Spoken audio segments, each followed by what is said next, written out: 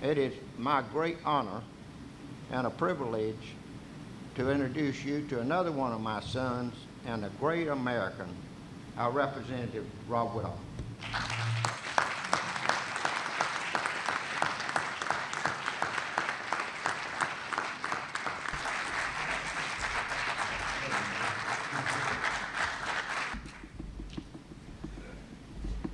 I'm just thrilled to be here. You know, one of the things they teach you in politics is that you can actually get some stuff done sometimes, but you can also just show up to other events where everybody else has done all the work and take credit for it. This would be one of those events where someone else has done absolutely all the work, and we just get to come. I remember when this was a dream of Jason's.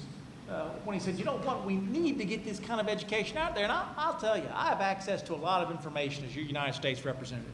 The IRS will return my telephone calls.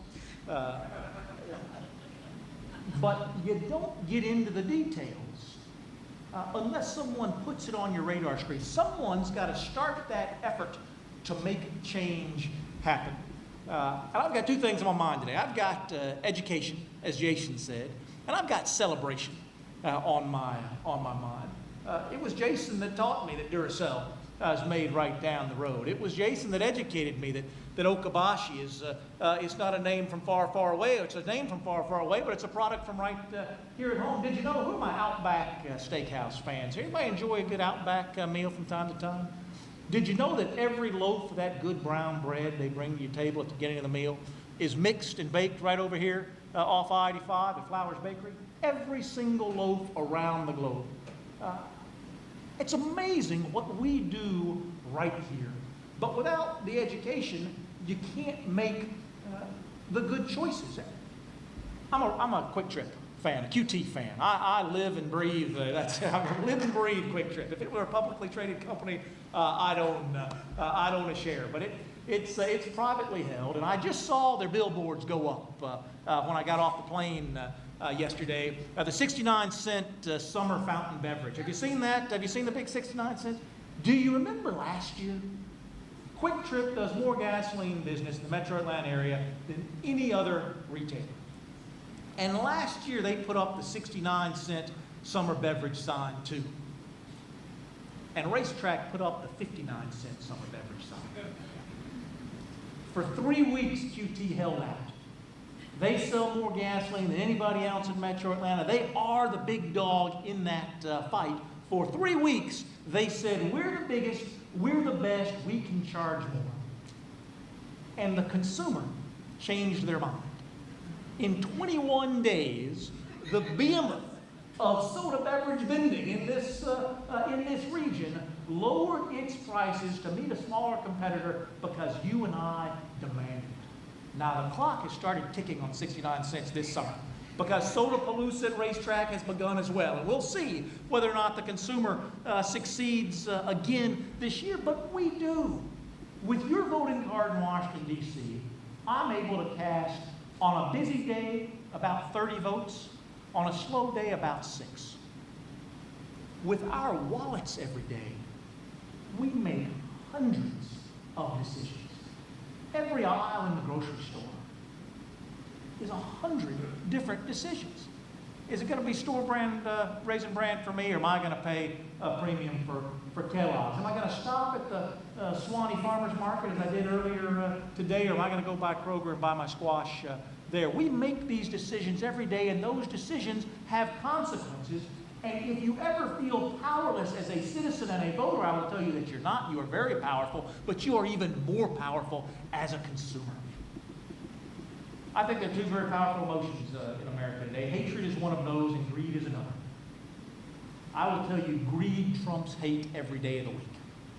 And it does not matter whether you like someone, don't like someone, believe in what they're doing, don't believe in what they're doing. You can manipulate their behavior with your pocketbook.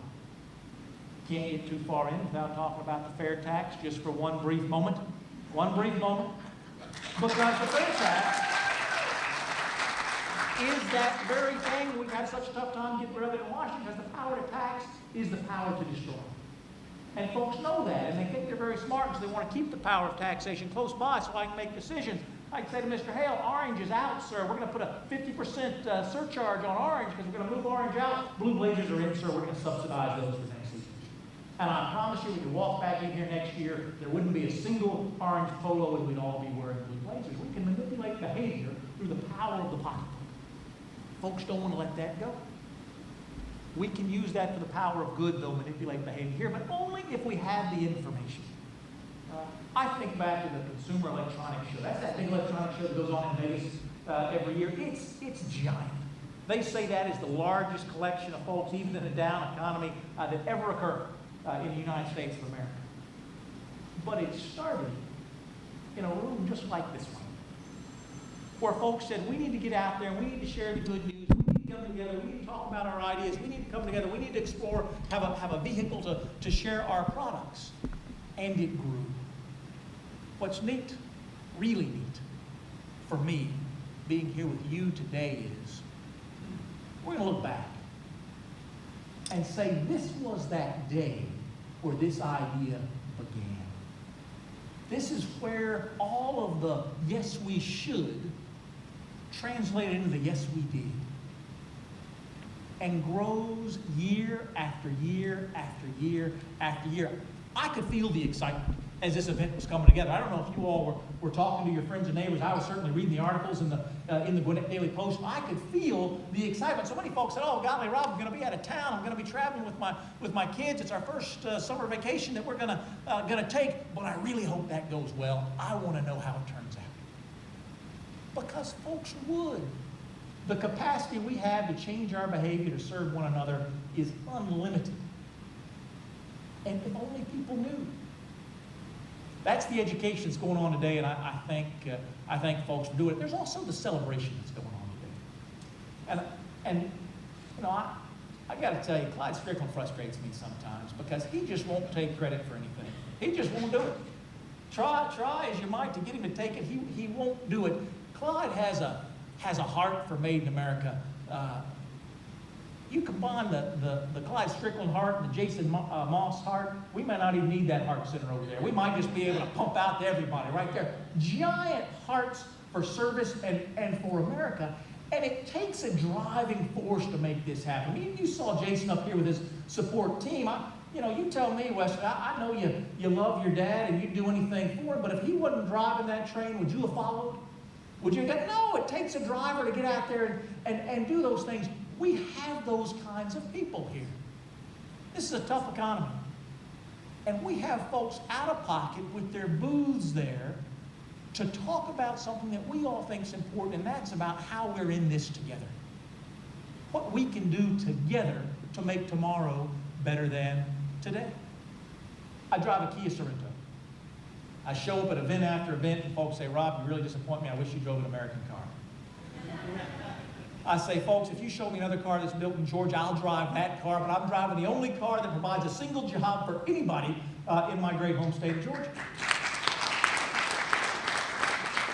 I don't much care what your philosophy is when you're talking it. I care about your philosophy when you're walking it. And if you're not here at home, employing folks here at home, then I'm going to move on and support someone else instead. It's not just the Kia manufacturing facility, and if you've been down there to see it, it's a fabulous facility, but it's not like the one I used to tour. We used to go down to the GM plant, the Ford plant when we were kids. The elementary school would take the trip down there, and it was just men and women everywhere, right? Hard hats and folks with goggles, and there was stuff going on.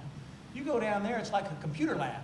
Right? It's robots, and it's an amazing display of technology. Not as many people on the floor. What you don't get to see, though, are all the local suppliers that get involved in that. Every single person in the supply chain that's able to contribute to that. You see NCR right down here, their international headquarters. What you don't get to see is the NCR machine manufacturing facility that's down in Columbus, Georgia.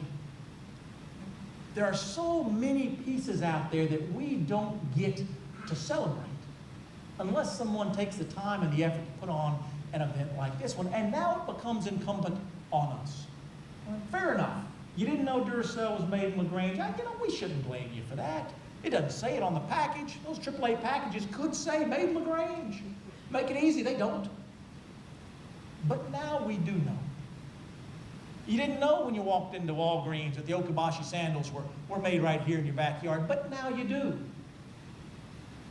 You didn't know when you were trying to make your choice for going down the aisle that you can buy the off-brand Cinnamon Toast Crunch, or you can buy the name brand Cinnamon Toast Crunch, and every bit of Cinnamon Toast Crunch made in the east of the Mississippi, or so east of the Mississippi, is produced right down here in Conyers, right here in our part of the world. Did you know that every gallon of organic milk that the Publix grocery store sells in the state is processed right over here in Lawrenceville? We're not shipping those things in. We're making those things here, which means that local milk producers get the first right of refusal of being a part of that operation.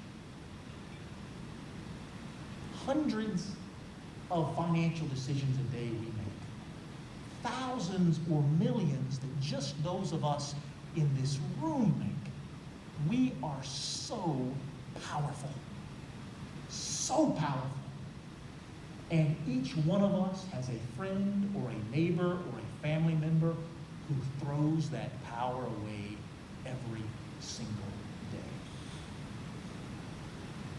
Since I saw Clyde's movie, I hope if you hadn't seen the one this morning, you'll see the one this afternoon. I talk about it everywhere I go, and I'm preaching the New Balance good news, right? Just want to preach that good news. I'm looking hard when I go to the shoe store to see where the boxes are that have that American flag and say this is one of the 6 brands that's still made in America. I think about the fella in that movie who said, golly, there's just got to be a better way, and I'm going to go out of my way to find products to stock a Made in America store with because I believe we can do it. And if we do it, I believe people will come. And you get to the end of the movie and there's busload after busload after busload of folks coming because we do want to be a part of something special. We are at a nexus in the world economy. Right now, as you and I sit here in Duluth, there are millions of middle-class consumers coming online in China. There are millions of middle-class consumers coming online in India. For years, you and I have picked up the Wall Street Journal and read the woe is me front page article that says, oh, American consumers are saving too much money. Consumption is down. As if the only way we could grow this economy is if we did it alone. But that's not what made America great. What made America great was us producing it and the world wanting it. We exported our way to greatness throughout the 20th century, and we just didn't have that opportunity as the 20th century came to a close. We were the big economic dog on the planet, and there was no one else to buy those goods. We were so far ahead of everyone else in terms of economic success, we couldn't ship those things out except to the very wealthiest of folks around the globe. But not today. As American imports are shrinking and American exports are rising, as we're on the cusp of energy independence here in this country where we have natural gas for manufacturing at the lowest price anywhere in the world, where we have a world-class port coming online in Savannah just down the road from us, we are at a juncture where we can take the path to become the producer of what the world buys once again. It does not have to be that our debt finances our economy. Our productivity can finance our economy, but only if there are still enough manufacturers left to produce those goods. Only if there are still enough skills left to fill those manufacturing jobs. When I tour the many multinational companies that we have right here at home, you know, I mean, say, Rob, I really wish we could get more liberal arts majors from Furman University like you to come work at our facility. Not a one. Not a one. They say, Rob, we need welders. Rob, we need truck drivers. Rob, we need folks who can work in a machine shop. Rob, we need folks with skills. When those skills disappear, when mothers stop teaching daughters, when fathers stop teaching sons, when those apprenticeship jobs go away, it's hard to get them back. What Jason is doing here today is saying, as much as you open up the newspaper and you read the doom and gloom about how America is falling and manufacturing jobs are leaving, we still have lots to celebrate here. And you and I, and our families, and our friends have the ability to grow that through our decisions. Now, I'm not a fan of the protectionism that came through the late 1970s. By golly, if we're not building the best there is in the world, you shouldn't have to settle for second best. But let me just say, when you have the best technology in the world, when you have the lowest energy prices in the world, when you have the best transportation network in the world, when you have the most highly trained workforce in the world, and when we work more hours per capita than any other citizen in the world, you're not going to get the best somewhere else. You're going to get the best right here. We can compete with the rest of the world, not based on who can pay their workers the least, not based on who can pollute their environment the most, but who can be the most productive with what they've got. If we're losing jobs with cheap fingers to places with cheap fingers around the world, that may just be the way it's going to be. The job I want, the job I don't want to lose, is the one that takes high skills, the one that takes big technology, the one that is supplier intensive, and those are the ones that we're celebrating here today. Be proud of what we have in this part of the world. Be proud of what your friends and neighbors are doing with their workday, and let's take that message out together. In Washington, D.C., I'm worried about keeping things made in America. Governor Deal's worried about keeping things made in Georgia. And Charlotte Nash is worried about keeping things made right here in Gwinnett County. At every layer of government, folks have a different goal to which they aspire, and each one has its place. But the ultimate arbiter of each and every one of those things will be you and me when we open up our wallet and make that choice. Jason's absolutely right. You cannot call the Department of Commerce and get a list of goods made in America. You cannot call the Department of Commerce and find out what has more American content and what has less. You've got to rely on folks who believe, on folks who think it matters, on folks who can see that vision that is so much further away than where we sit today, that vision that one day we can once again be an exporter to the world. I'll tell you a secret. There's not a single good that's imported to America that isn't imported to sell to you. That's the only kind of negative importation we have. If we're bringing things in that are parts that we're going to put together and ship back out to the rest of the world, we're going to call that an export. The only thing that counts as a true import are those things that you and I consume. There is no other place anywhere in America that makes the decision of what gets imported and what gets produced here at home, except the American family. And I know that if we give people access to the information, they will make the same choices that you and I came here to celebrate today. And that is, we don't buy the goods that our friends and neighbors produce because we're charitable. We buy the goods that our friends and neighbors produce because we produce right here in Georgia, right here in America, the very finest products available anywhere on the planet. Jason, thank you for what you've done to make this event possible today.